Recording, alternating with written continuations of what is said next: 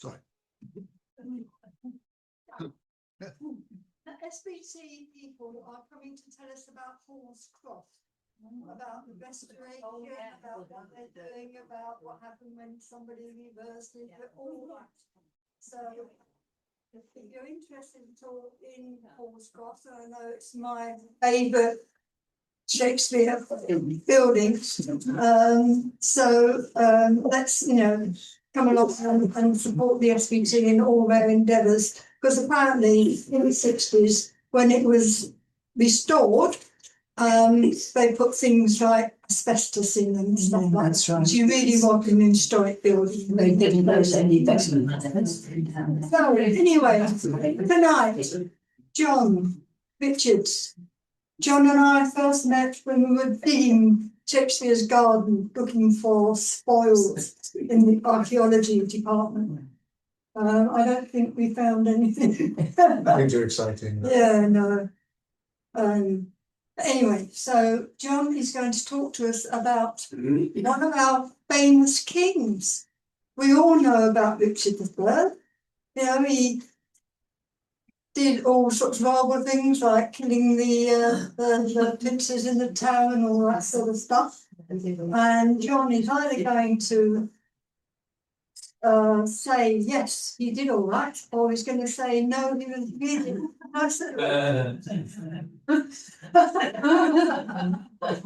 So without more ado, I'll get out of the way and I'll sit down, and John can tell you all about the life and times of Richard III.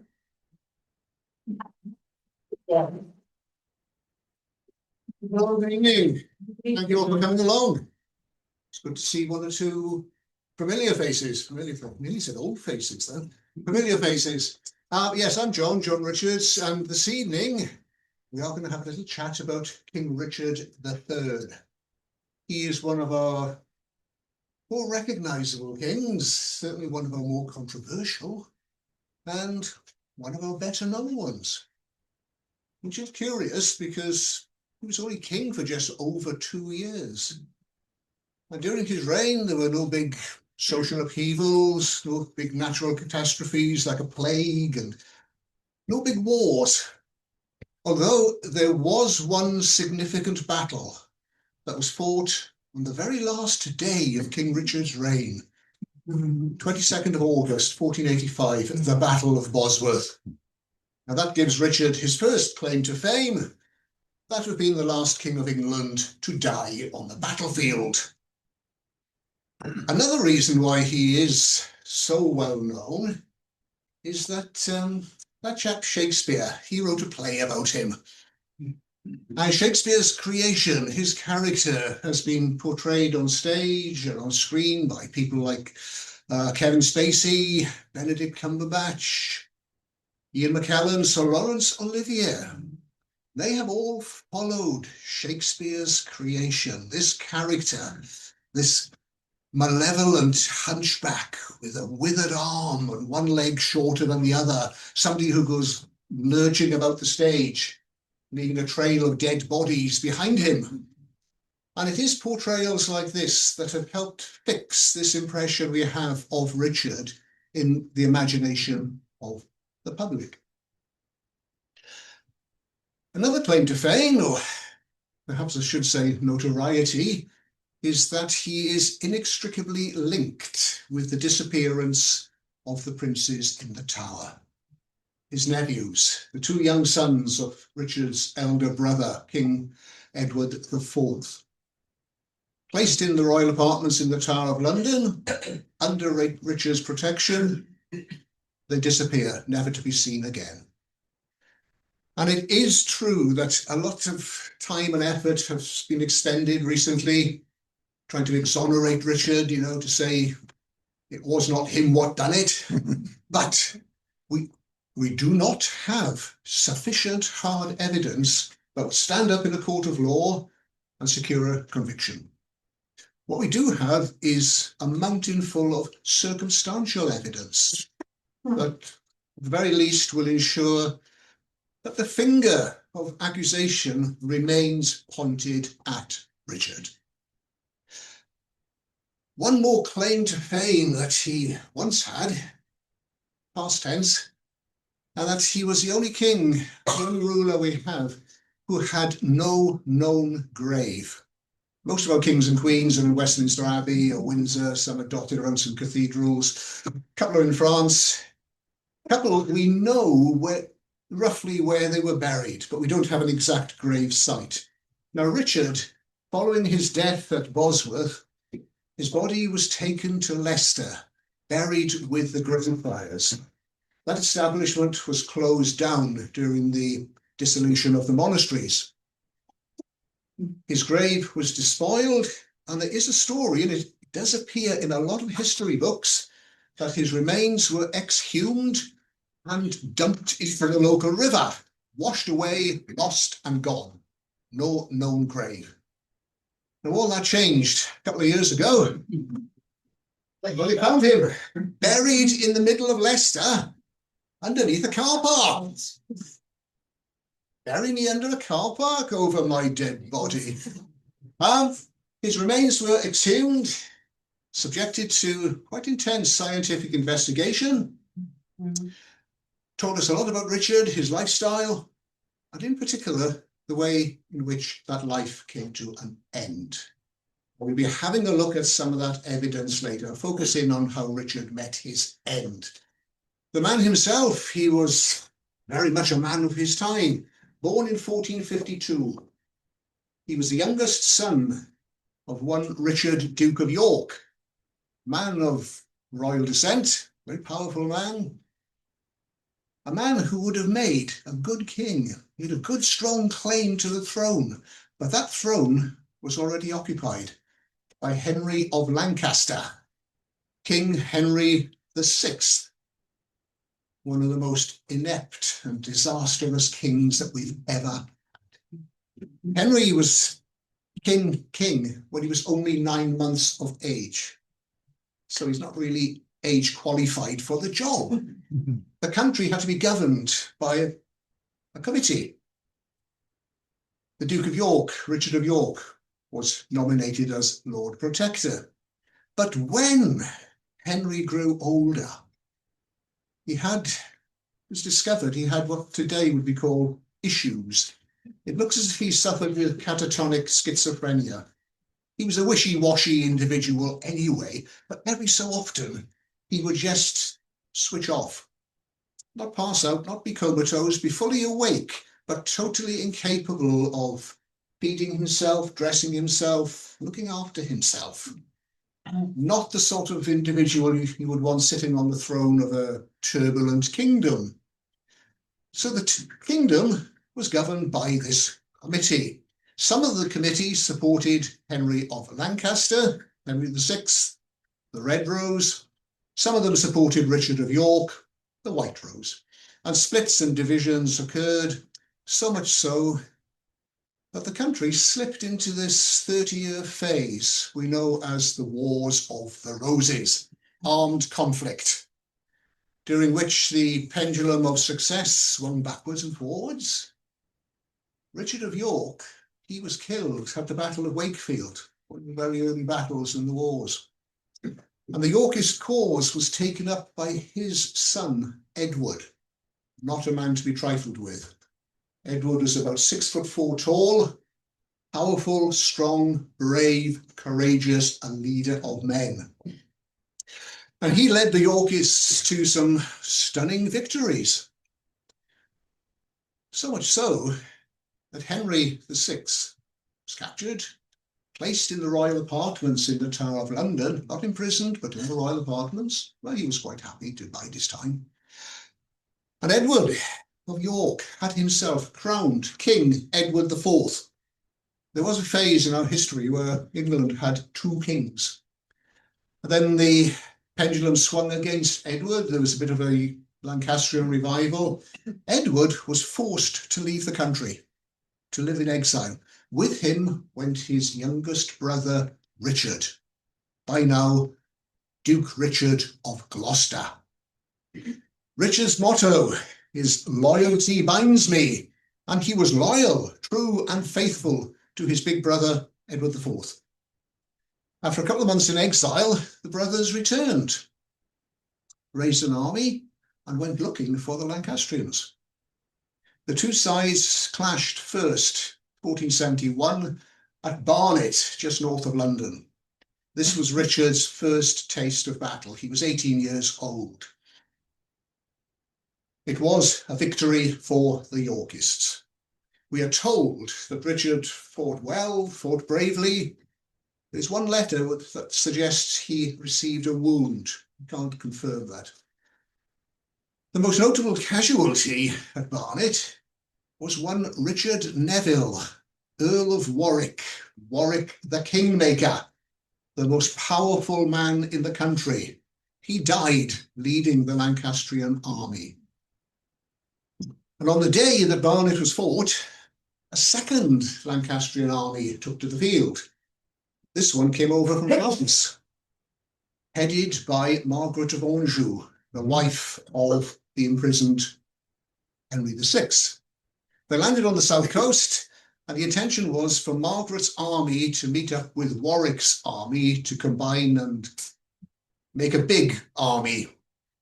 Barnet changed all that, so instead Margaret led her forces through the West Country with the intention of crossing the River Severn to Wales, where there was a lot of support for the House of Lancaster. The lowest bridging point of the river is the city of Gloucester, and that city declared for the Yorkists. They closed their gates to Margaret's army. Her forces were forced to move up the east bank of the River Severn to the next crossing point, Tewkesbury. It was at Tewkesbury on the 4th of May, 1471, that Edward's army caught up with them. The Lancastrians took up a defensive position just south of the town on a little ridge of high ground, give them a bit of a height, elevation, good advantage. And in front of the ridge, there was a lot of broken ground, ditches, hedges, not the sort of place you would want to lead soldiers into, natural defensive barrier. Now Richard, our Richard, could see this with an astute soldier's eye. He read the land. He knew it was not a good idea to send his men into these ditches, hedges. But he could also see the flags, the banners of the leader of the Lancastrian army, the Duke of Somerset, on the ridge just in front of him. So instead of sending his men forward into the attack, he sent forward his archers, his artillerymen, his handgunners, told them, aim for those flags. They gave the Duke of Somerset his very own personal bombardment, which unsettled him just a little bit.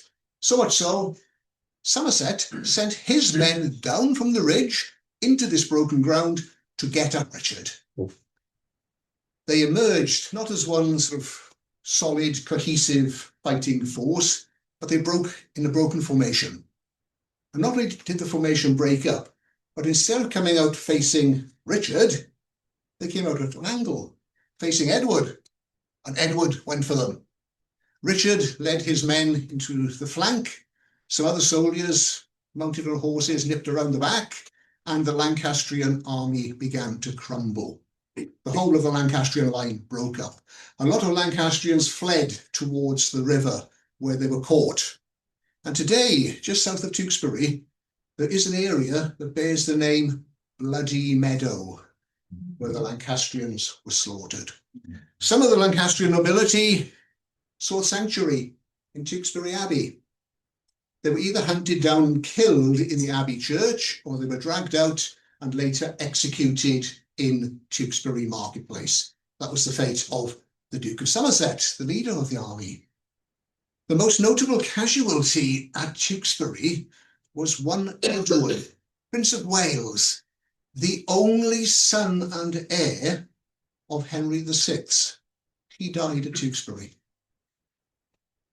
Just over a week later, we know Edward IV was in London. His brother Richard was with him. Henry VI is in the Tower of London. And we know that on the 21st of May, Richard was in the Tower of London. In the morning, Henry VI was dead. The official line is, on learning of the defeat of two of his armies, the death of his only son, the capture of his wife, he pined away and died of melancholy, died of a broken heart. When they were taking his body for burial, it leaked a lot of blood. Somebody who's died of melancholy doesn't leak a lot of blood. Somebody who's died of multiple stab wounds does. It looks as if he was killed on the orders of King Edward IV, a deed that was supervised and may even have been undertaken by Richard of Gloucester. With Henry out of the way, the Lancastrian force was spent. Edward settled down to about a decade of relative peace. He had taken a wife, a lady named Elizabeth Woodville. A lot of people didn't like her. She was from the lower aristocracy. And as soon as she became queen, she started appointing her family to positions of authority above the heads of the established aristocracy, which their noses out of joint. She also began seeding the aristocracy with lots of Woodvilles, lots of arranged marriages.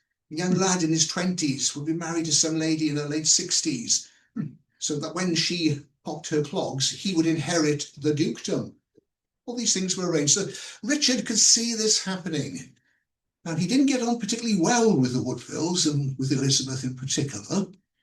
So he kept out of the way. He withdrew from court. And Richard himself married. The lady he married was one Anne Neville. She was the younger daughter of Richard Neville, Warwick the Kingmaker, who had died fighting against Richard at Barnet. Anne was also the widow of Edward, Prince of Wales, who had died fighting against Richard at Tewkesbury, which meant she was also the daughter-in-law of King Henry VI, who died in the Tower of London, probably killed by Richard. No, she still married him. They were very happy. They produced one son, a lad called Edward. Lots of Edwards, aren't there? They were very happy together. Withdrew from court. Richard spent a lot of his time in his estates in the north of England, where he was highly respected by the local people, and he still is today. They respected him as a governor, a leader. He looked after his people. Edward still called on him occasionally. He'd visit court, and on one occasion, the Scots had been giving a lot of trouble, crossing the border, raiding. Edward asked Richard to go north and sort them out. So he did. Richard led an army over the border. They captured the town of Berwick-on-Tweed, went on to capture Edinburgh. Edinburgh Castle held out though. And Richard, again, with a soldier's eye, realised it would take a long time, a lot of effort, cost a lot to capture the castle for very little gains. So he said, nah, leave them, let's go back. He went back in triumph and lived happily until early 1483, when King Edward IV unexpectedly died. Not to panic, he produced a brood of children, including 2 sons. He had secured the succession. The elder of these 2 boys, yet another Edward, was immediately proclaimed King Edward V. Now, the young Edward was in Ludlow Castle when his father died. He had to travel from Ludlow to London for the coronation. Now, Richard of Gloucester, our Richard, he was appointed Lord Protector, while the 12-year-old Edward, until he reached his majority. Richard was pushed into a very awkward position.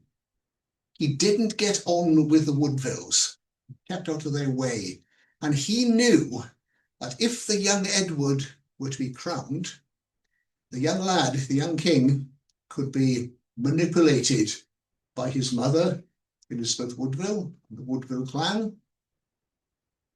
He felt vulnerable. He was worried for his own safety, for his family.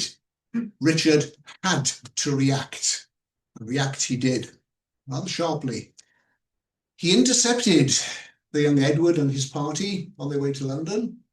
the young Edward was being escorted by some of his Woodville uncles. Richard had them arrested, sent north, imprisoned in one of Richard's castles, where they were later executed without trial. Richard was acting outside the law.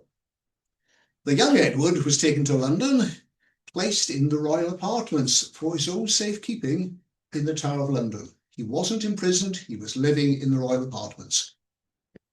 Elizabeth Woodville and her daughters fled into sanctuary in Westminster Abbey. She could feel what was going on. A little later, she was persuaded to release her second son to join his brother in the Tower. Richard of Gloucester, Lord Protector, had the two princes safely incarcerated in the Tower. And then plans for the coronation were still going ahead. The council would meet every so often. One member of the council was William, Lord Hastings. He'd fought with Richard at Tewkesbury and at Barnet, friend of Richard. Hastings wanted the coronation to go ahead as soon as possible. And there was one incident, council meeting. Richard stood up and accused Hastings of treason. Armed men who'd been waiting outside entered the council chamber. There was a fight, sword fight. People were wounded. Hastings was dragged off outside and executed. Again, without trial. Richard was acting outside the law. Can you imagine the council chamber when Richard came back in? Right, anybody else want to disagree with me? Plans for the coronation were still going ahead. But then a priest delivered a sermon outside St. Paul's Cathedral, and he announced that King Edward IV, father of the princes, was illegitimate. His father, the Duke of York, wasn't his real father, which meant the princes in the Tower were also illegitimate. Because they were illegitimate, they were not allowed to become king. Now, Edward IV's mother was still alive at the time, so you can imagine what she had to say about that. And in general, the people just disbelieved it. No, it can't be true, can't be true. And that one fell flat.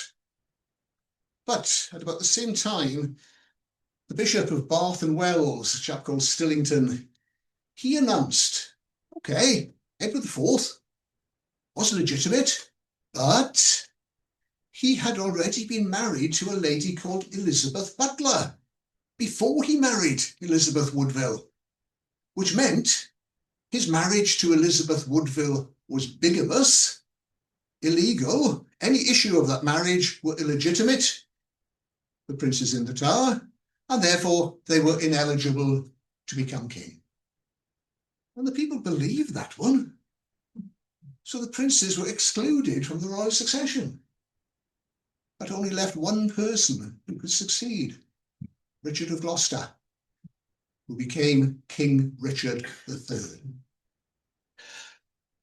All through that summer, there were plots, real and imagined, to spring the princes out of the Tower. We don't know exactly what was going on at the time. We know Edward V, the elder of the princes, was a sickly lad. He may have died of natural causes. We don't know. There is a theory that his brother, younger brother, the second prince, Richard, he escaped, went off to do other things. We don't know. But there was a definite plot to free them. Install the young Edward as king, get rid of Richard III. Richard found out about it. He knew those princes were a complication. All through that summer, the princes were seen less and less. They were moved from the royal apartments into accommodation deeper in the Tower. Their servants were gradually replaced by Richard's people. One of the last ones to leave, the prince's personal physician, he put pen to paper, pen to parchment. He wrote down that he was genuinely concerned about the safety of the princes, their health. their safety. And then, in the autumn, 1483, bombshell exploded. Word got out, the princes were dead, killed on the instructions of King Richard III. And this seismic shock spread across London, across the country. It reached the royal courts of Europe. We have documentary evidence of people on the continent aghast at what had happened in England. Exactly what happened, we just do not know. The princes have been seen less and less. They disappeared. Might have gone off to live somewhere else. I don't know. But anyway, it is interesting that when all this hubbub was going on, King Richard, he was out of London at the time. The best story we have that covers this period was written by Sir Thomas More, 30, 40 years after the event. More was only 5 years old when the princes disappeared, but More would have spoken with people who were alive at the time. And More tells us that King Richard III enlisted the help of Sir James Tyrrell. James Tyrrell, he was knighted a bit later. And Tyrrell used a couple of thugs to enter the Tower of London. Tyrrell was given the keys to the tower for one night only. He and these thugs went into the tower. The heavies went into the royal bedchamber, bundled the two princes up in their bedding and smothered them in their pillows. That's about the closest account we have of what happened to the princes. More's account, there are lots of flaws in it. People have questioned it, but there is a lot of specific detail in it. He also tells us that after the deed was done, the princes were buried in the tower, deep in the ground, under a big pile of stones at the foot of a staircase. A couple of hundred years later, during the reign of Charles II, some men were doing some work in the tower, and at the foot of a staircase, deep in the ground, under a pile of stones, they found two skeletons. Those bones were examined, and Charles II had them interred in an urn in Westminster Abbey. The bones were examined in the 1930s. Indeterminate gender, two young people, about 10 and 12 years old, matched the age of the princes. They're still in that urn in Westminster Abbey now. And we know Queen Elizabeth II said, no, we don't touch them. King Charles, our King Charles now, apparently he's amenable for the bones to be investigated. So if he can extract some DNA, we will know one way or the other whether those bones belong to the princes or not. Richard's reaction to all this, there wasn't one. He said nothing. He did nothing. I mean, it is a natural human reaction. If you get a letter through the post saying you've been caught speeding, the first thing you say is, oh no, surely not, denial. You say to a small child, did you do so? No, it wasn't me. It's almost instinctive, knee-jerk reaction. No, it was not me. And Richard said absolutely nothing, total silence in face of all this accusation, which in a way does say quite a lot. And all Richard needed to do to dispel all these rumours was to produce the princes, take them for a walk around London, take them down to McDonald's or something, show the people, look, they're still alive. He couldn't, because the princes were no longer with us. Shortly afterwards, tragedy struck a bit closer to home. Richard's own son, Edward, died. He and Anne were distraught. A little while later, his wife, Anne, she died. Richard's best mate, the Duke of Buckingham, somebody who'd helped him to the throne, rose in revolt against Richard. We don't exactly know why. Some people suggested it was in disgust at what he'd done to the princes. We don't know. The Buckingham revolt fizzled out. Buckingham was arrested, taken to Salisbury, executed. Again, without trial. Richard was working outside the law. Richard himself was becoming increasingly isolated and vulnerable. And that vulnerability was picked up by one of the last surviving heirs of the House of Lancaster, a chap called Henry Tudor. He'd been forced to leave the country fled. He was born in Pembroke Castle, taken abroad by his uncle for his own safety. He lived in Brittany. Richard knew about this and tried to have him extradited and brought to England. When Richard was king, he sent men over to Brittany to nobble Henry. Henry managed to escape by the skin of his teeth, went to live in France. The French king decided to help him, and in 1485, Henry Tudor, with an army of a lot of French mercenaries, a lot of Lancastrian supporters, a lot of supporters of the House of York, who had defected, left Richard, and changed sides to support Henry. They all landed on the coast of South Wales. Henry then marched his army through Wales. That part of the country was under the control of a chap called Rhys ap Thomas, member of the lower aristocracy. That was his responsibility, that part of the world. Rhys ap Thomas had sworn fealty to King Richard III.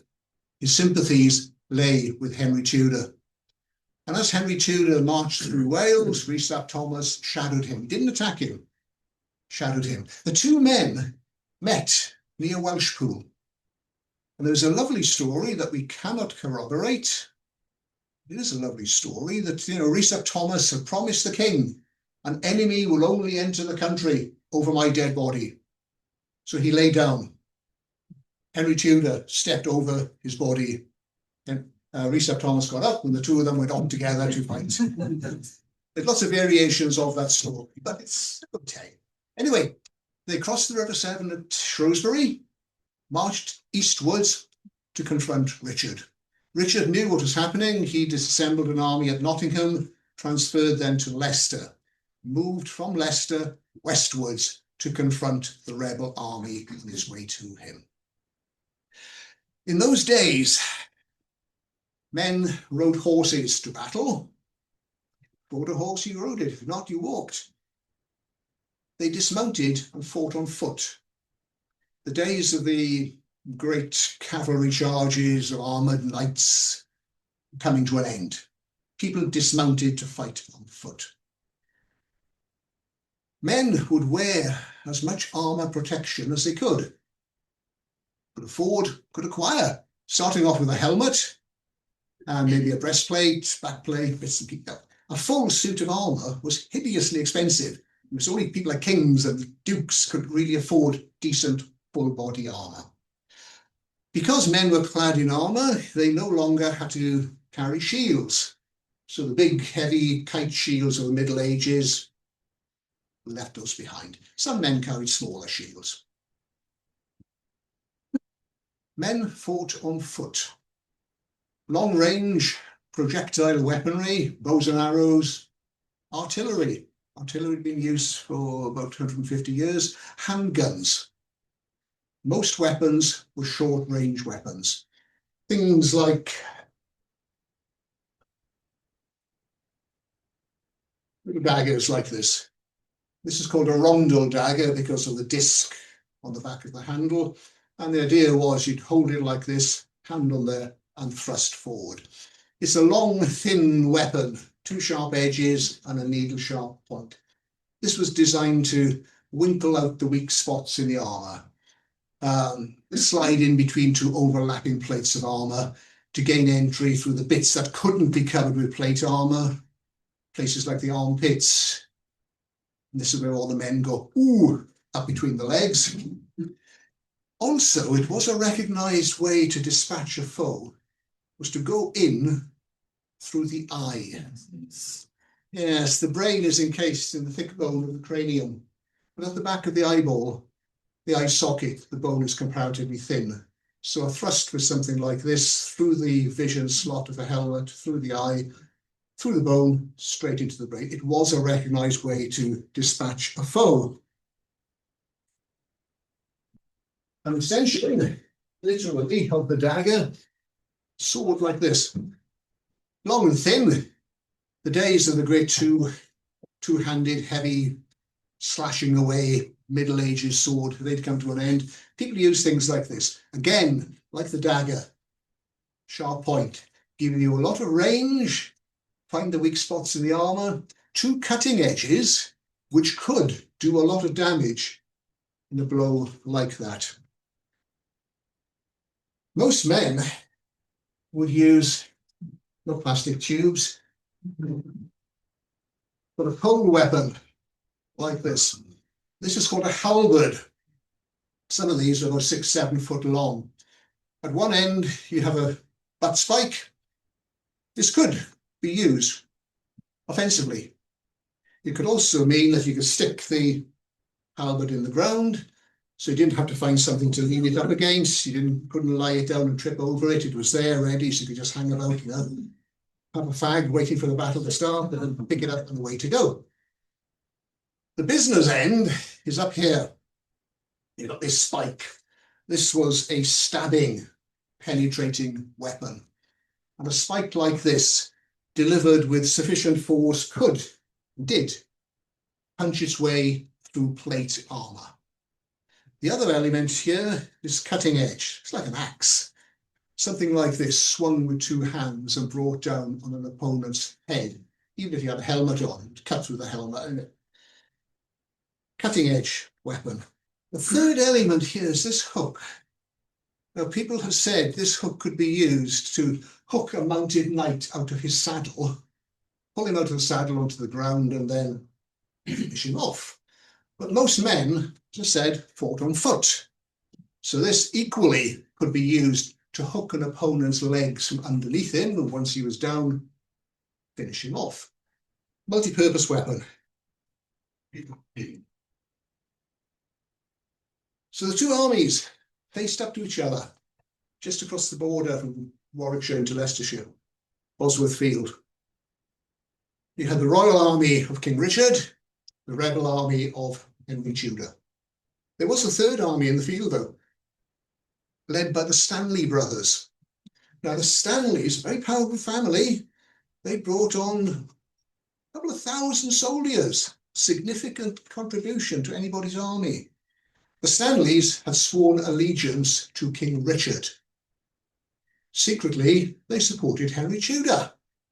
They met Henry Tudor the evening before the battle. We don't know what they talked about, but you can imagine what it was. One of the Stanleys was married to Henry Tudor's mother.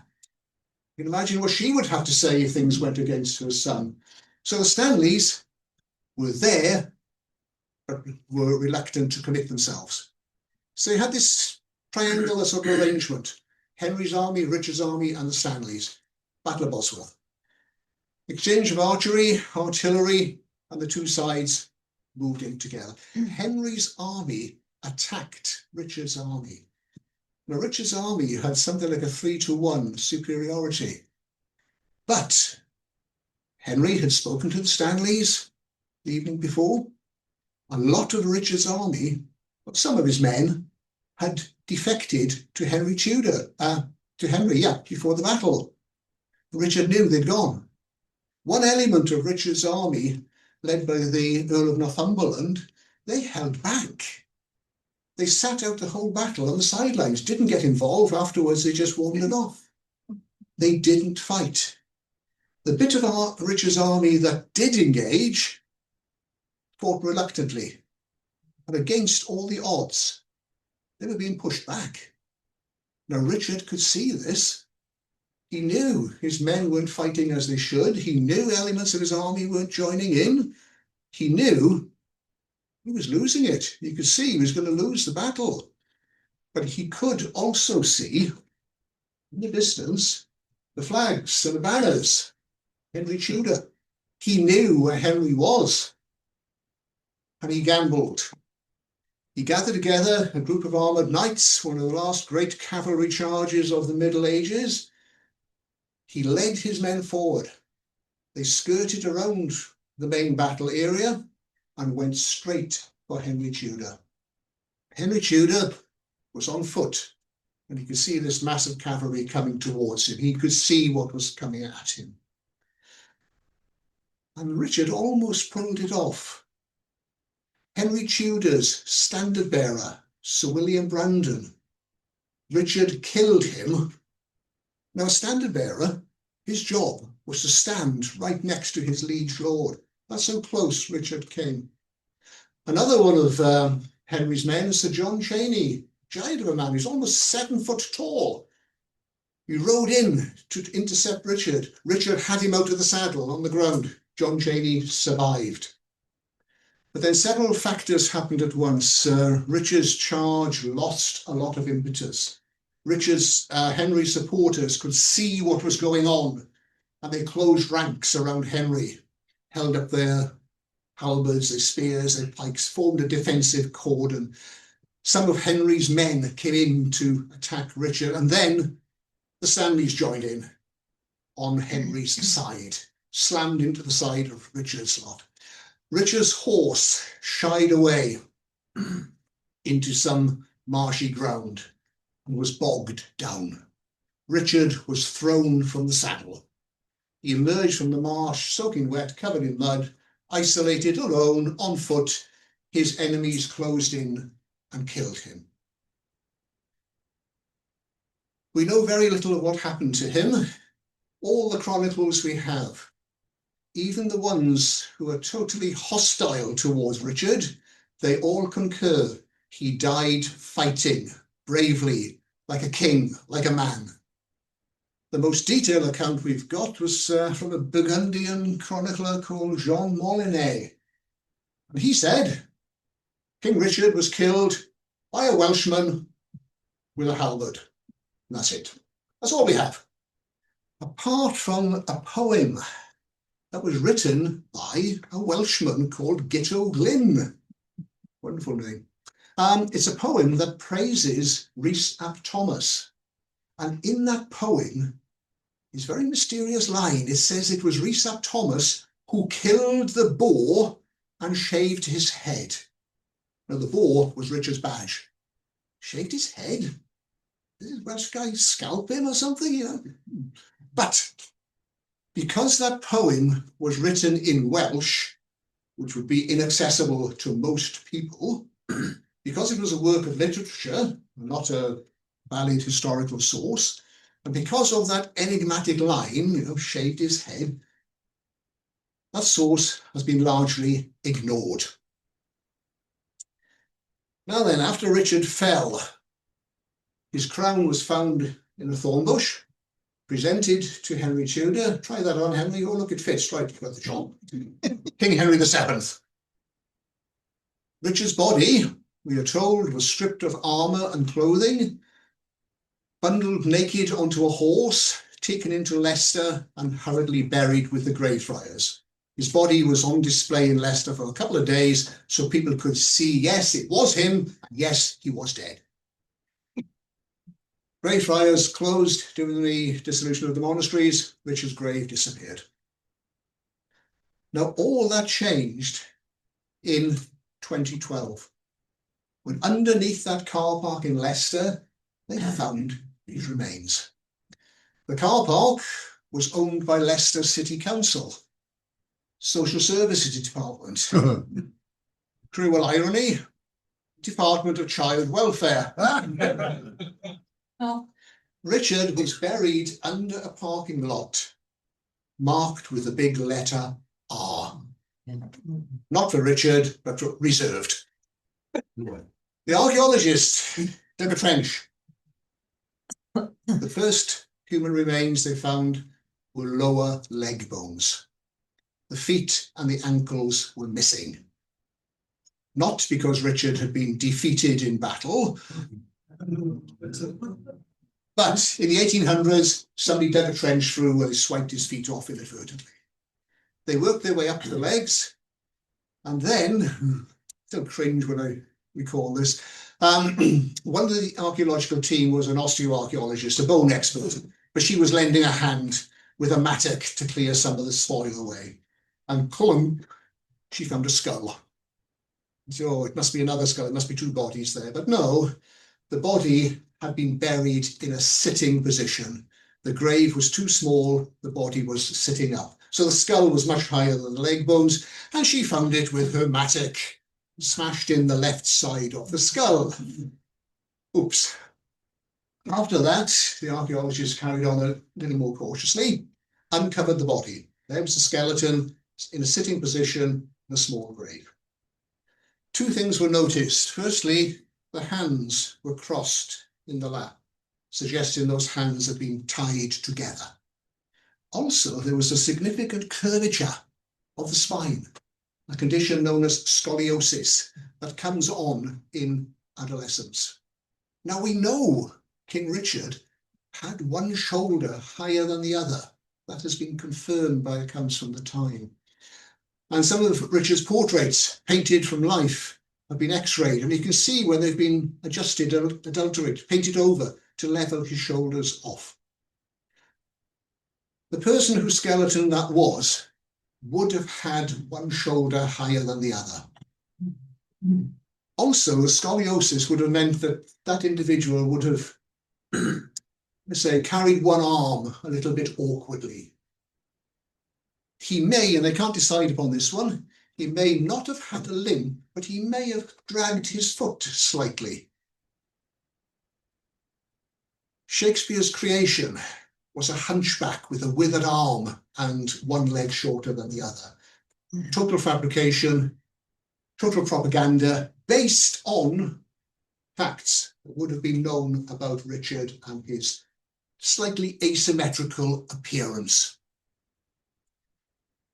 The skeleton was removed from the ground, sent off to the lab, intense forensic medical scientific examination. It told us a lot about Richard's life, his lifestyle, his diet.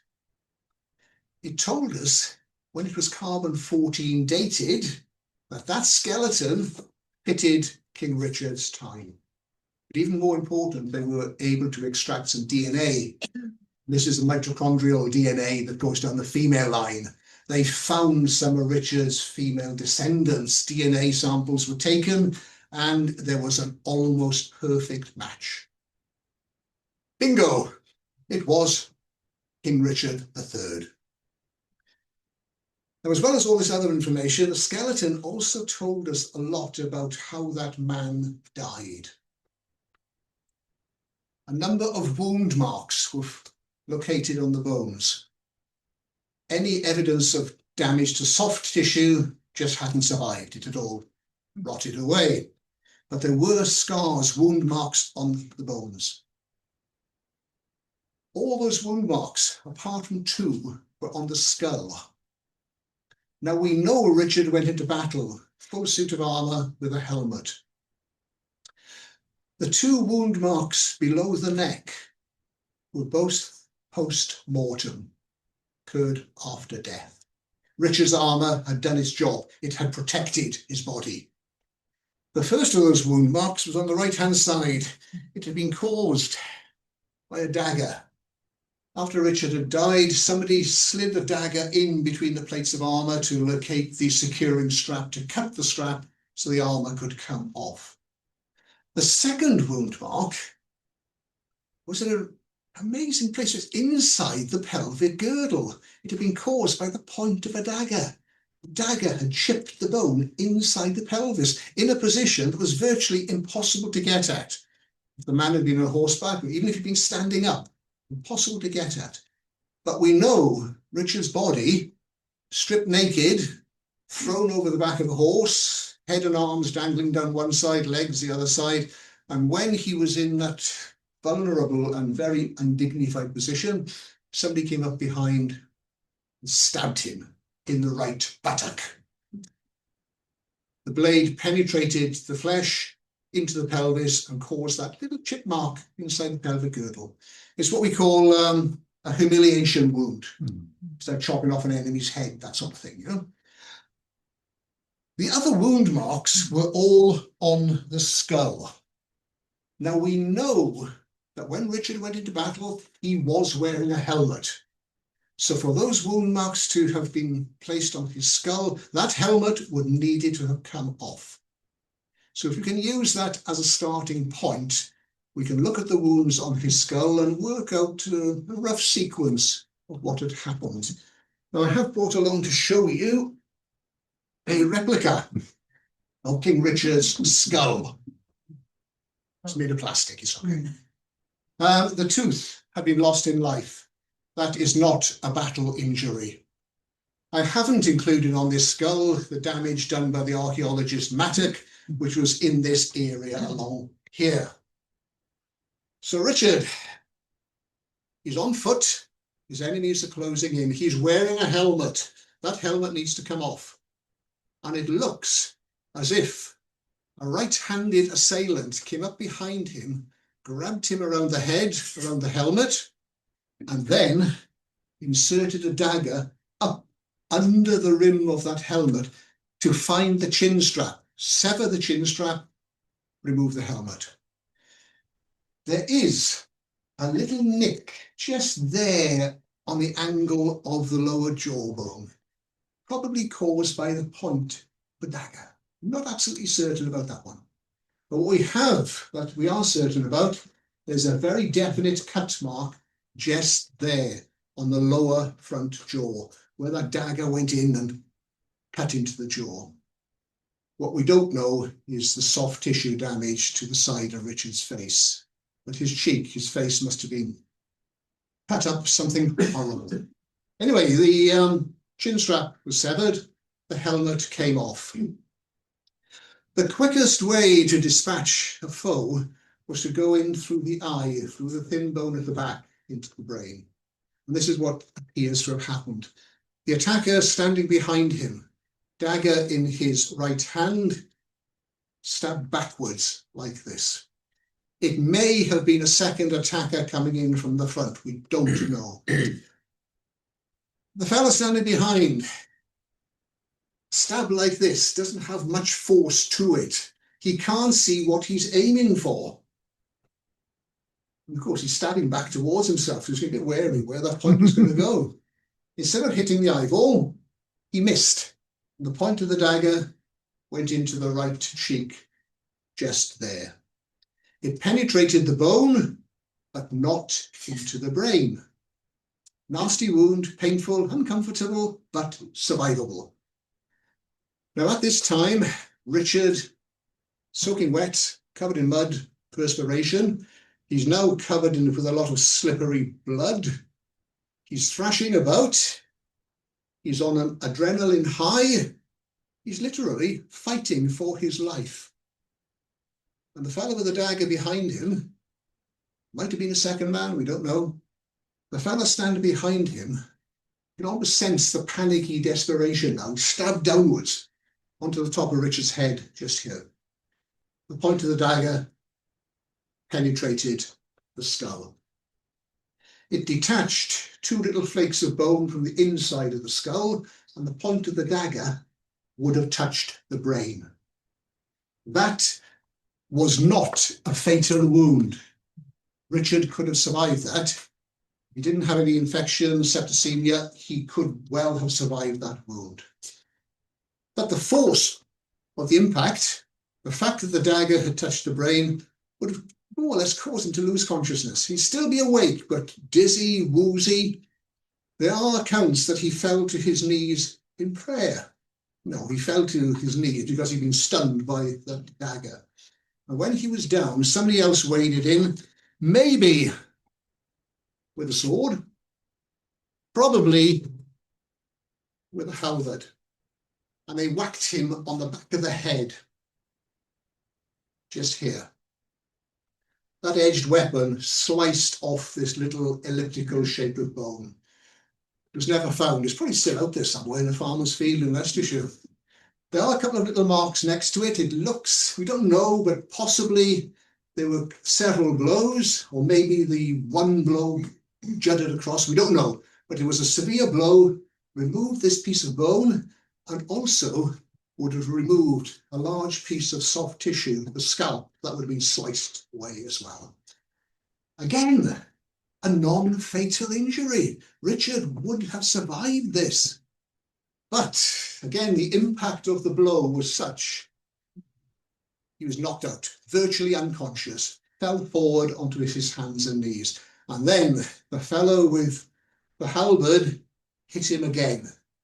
This time on the back of the parietal bone here, the occipital bone, beg your pardon, the occipital bone here. That blow sliced off circular piece of bone like this. This piece of bone was found with Richard's skeleton, which tells us it was still attached to the head with a piece of soft tissue, a piece of scalp.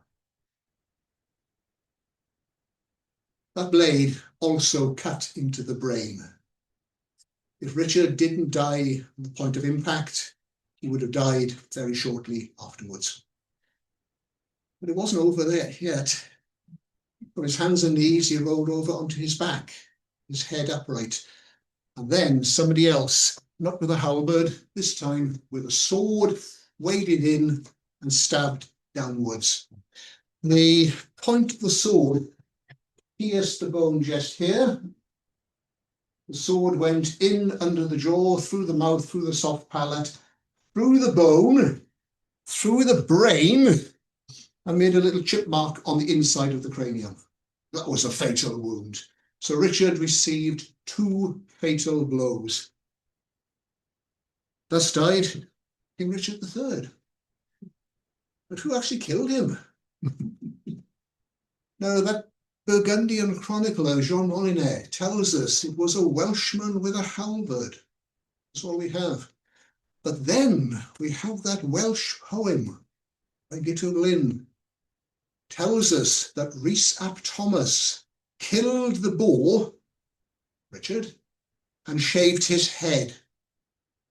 The back of Richard's head had literally been shaved off. So looking at all the evidence, the historical evidence of the chronicles, the archaeological evidence of the skull, that poem, put it all together, and that evidence would suggest it was indeed Rhys ap Thomas killed him.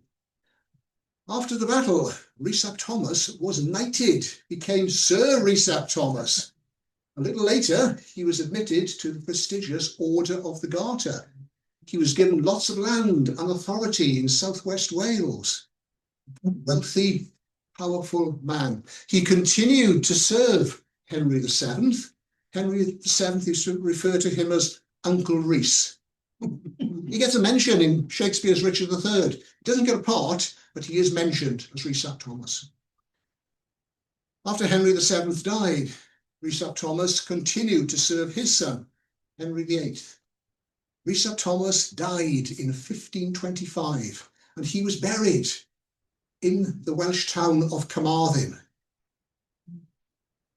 in the priory of the Greyfriars, the same monastic order that accepted Richard in Leicester, accepted Rhys ap Thomas in Carmarthen. Now, when those 2 establishments were closed during the Reformation, the dissolution of the monasteries, Richard's tomb in Leicester was despoiled. Rhys ap Thomas, his tomb was moved from the Greyfriars and his remains with it and installed in St. Peter's Church in the middle of the town of Carmarthen, where you can see it today. Big alabaster tomb, effigy on top, his grave, a monument to Rhys ap Thomas, the Welshman with a halberd who killed King Richard III. Thank you. Any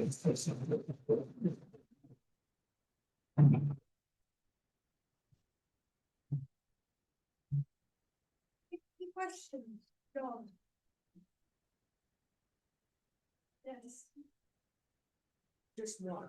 I know nothing about DNA, except that I know that Richard's DNA was compared. I think he was a carpenter in Canada. That's it, yes. Through the female line, and with the Duke of Buccleuch, not Buccleuch, Duke of Badminton, Duke of the guy who owns Badminton House. Anyway, whatever. It was, and it was proved also that he was no more the Duke than I am, because there was there'd been a bit of wayward activity on the way.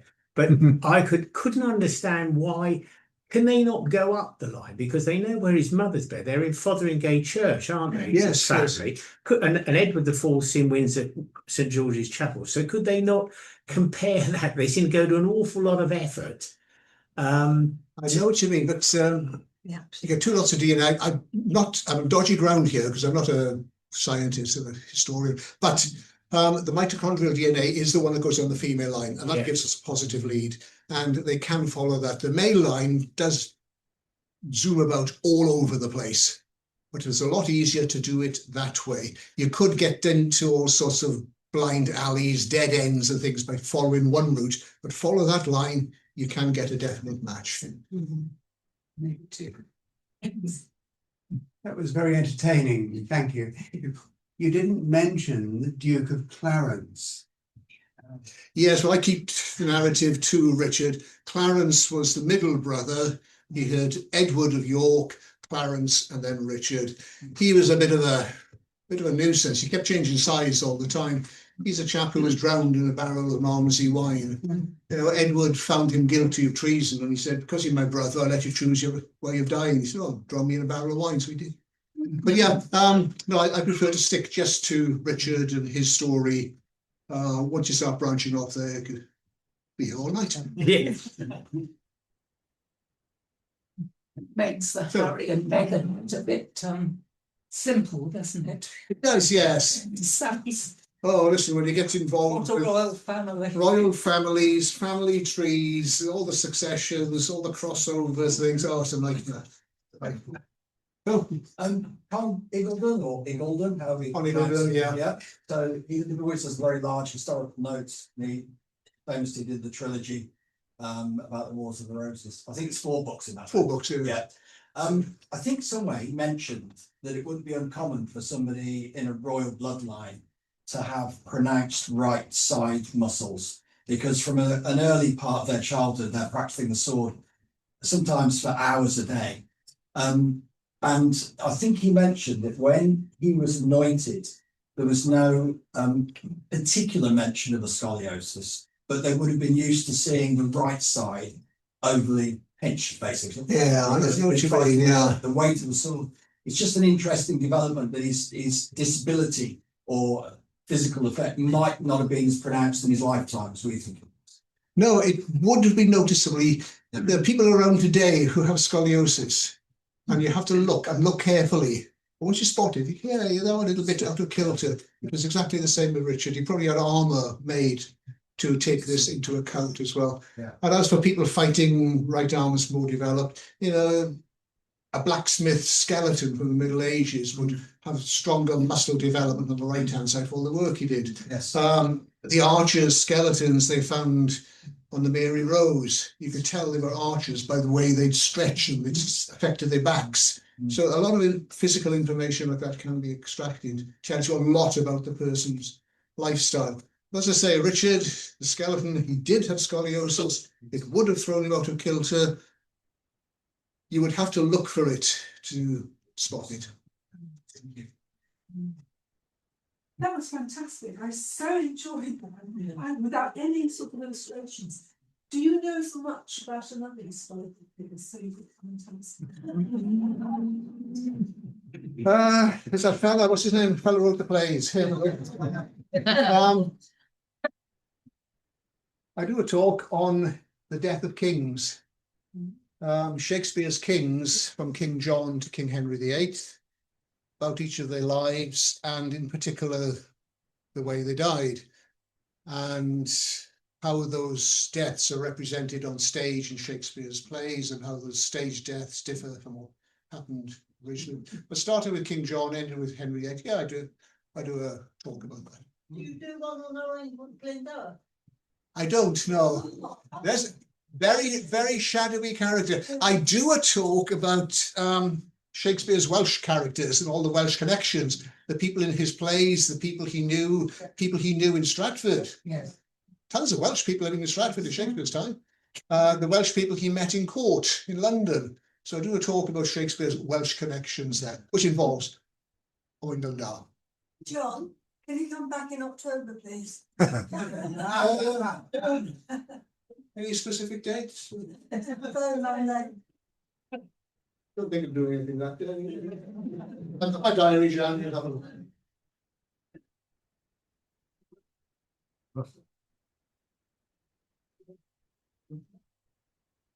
Oh, sorry. Yes, we are, of course, the Stratford Society, and we anticipate that all of talks here will bear some relation to the town and to what goes on in the town. So can you explain the relationship between Richard III and Stratford? Yes, well, as I mentioned, that fellow Shakespeare, he did write a play called Richard III. See, there's is a connection there. Now, we know Richard visited Warwick, Coventry. As far as we know, he never actually visited Stratford. I can suggest one thing. Our man Hugh Clopton, Right, yes. 1484-5, was the warden of the livery company of the Mercers in London. Yes. The most powerful of all the London companies. He was, as warden, he was sent on a trade mission sent by Richard III to negotiate with the Duke of Burgundy over restriction of trade. There was kind of a Trumpian negotiation about tariffs and import duties. After Hugh Clopton came back, he was found to be breaking his own embargo by trying to import £3,000 worth of mercery into England, which was completely out of Clopton's character. And there's a suggestion that the king himself might have inveigled Hugh Clopton to do that in an underhanded way. This blighted the remaining 10 years of Clopton's life, and trying to expiate his sins as he perceived them, he spent all of his fortune mostly on improving the buildings in the town of Stratford. Yeah, okay, I shall keep to that one, thank you. He certainly put a lot of money in the town still. There's no more questions, and I think that's. So I don't think when I ask people to do talks, I ask them because I think the talks are going to be interesting, not necessarily centred upon Stratford upon Avon, but which for most of its history was, you know, a small market town, let's face it. And it's only because of one chap that we're known anywhere. So, you know, if somebody comes and says, oh, somebody's got a lovely talk about the life and death of Richard III, I think, well, that sounds interesting. And I think it was very interesting.